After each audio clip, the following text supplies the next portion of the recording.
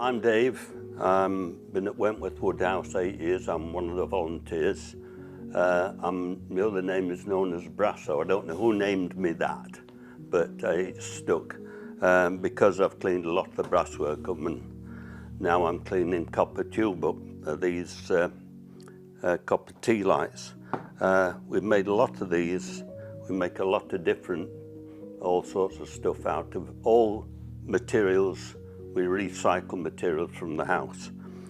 These copper tea lights that I'm on with at the moment, original copper from the cellar. I have to cut discs out that are fitted into there, have to solder them in.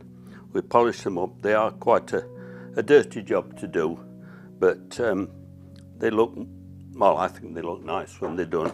This is original wood off the roof, which we have to clean up. This came from when we had the roof replaced.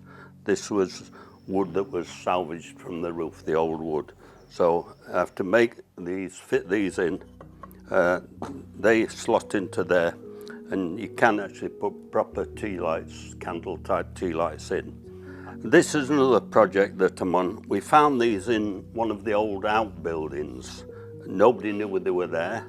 They asked me if there was anything I could use these for. I thought I could make a lamp out of them.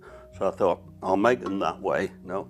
And then I came up with the idea of mounting like that, mounting them like that, putting the light in the top, the bulb holder in the top, and the switch in the outlet.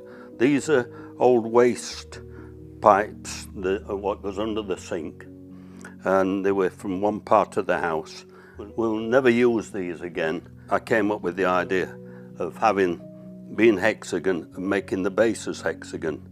We put as I say, we put the switch in there, the bulb holder on the top, and we have 14 of these. There'll only ever be 14, and so they're rather unique.